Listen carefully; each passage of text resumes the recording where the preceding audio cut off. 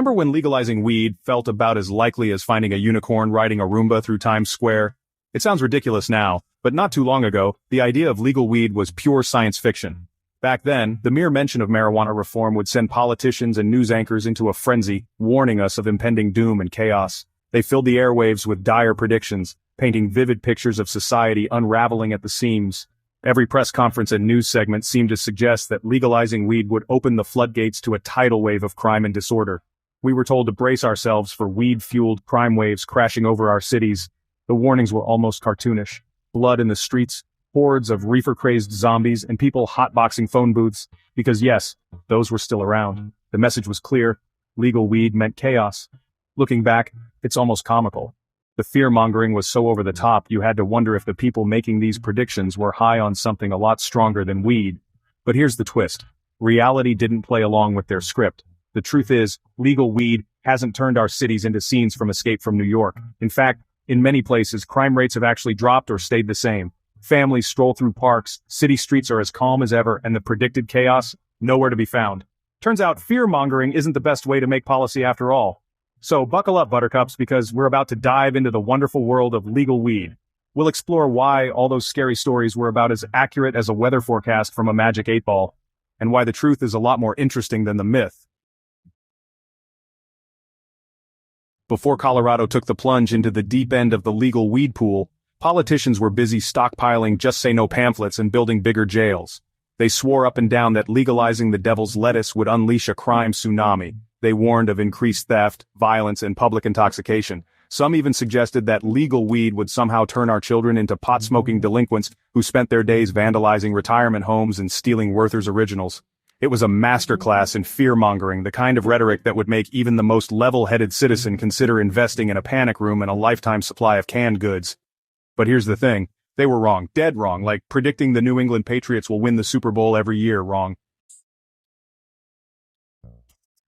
Let's talk about Colorado, the poster child for legal weed. Remember all those predictions of skyrocketing crime rates? Yeah, about that.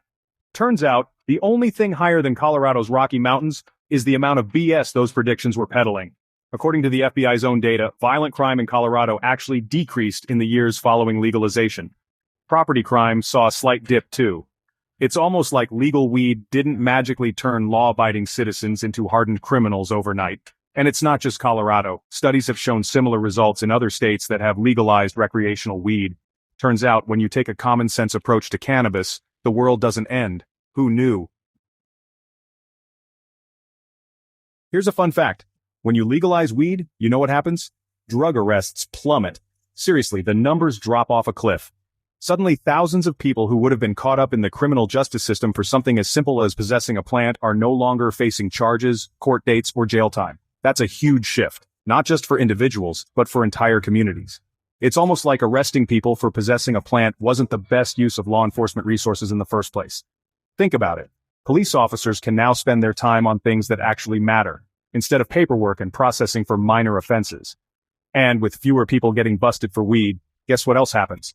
Police have more time and resources to focus on actual, crimes. That means more officers available to respond to emergencies, investigate serious offenses, and keep neighborhoods safe. They can focus on solving violent crimes, catching real criminals, and maybe even finally figuring out who keeps stealing those Amazon packages off people's porches. With more attention on real threats, public safety actually improves. But wait, there's more. Legalization also puts a dent in the black market for weed. When people can buy cannabis legally, there's less incentive to turn to shady dealers or underground operations. And guess what thrives in the black market? Violence, organized crime, and shady characters who probably don't file their taxes. By cutting off their profits, we weaken those networks and reduce the risks that come with illegal trade. By taking the weed business legit, we can help squeeze out those bad actors and make our communities safer. Legalization isn't just about personal freedom. It's about smarter policing, safer streets, and a better quality of life for everyone. Now, some folks might still be clutching their pearls and muttering about DUIs and teenagers getting their hands on the sticky icky. The headlines can be dramatic, and the rumors even wilder. Stories of chaos, reckless youth, and a society spiraling out of control. But before we let panic set in, let's take a breath and look at what's really happening. But hold your horses, because the data tells a different story.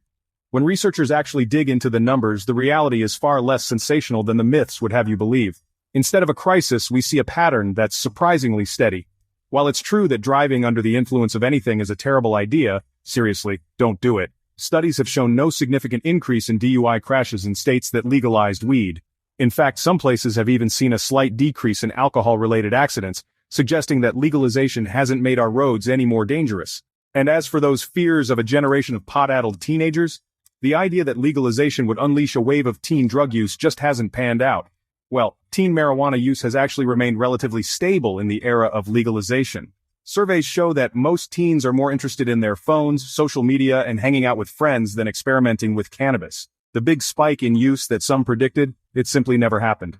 So there you have it. The facts just don't match the fear. The sky isn't falling, the streets aren't overrun with criminals, and teenagers are still more interested in TikTok than they are in tie-dye. Life goes on, and for most people, not much has changed at all. Legal weed hasn't ushered in the apocalypse. Instead, it's become just another part of everyday life, with most folks going about their business as usual. In fact, it's made our communities a little bit safer, a little bit saner, and a whole lot less reliant on fear-mongering politicians. When we look past the tall tales, we find a story of progress, not panic.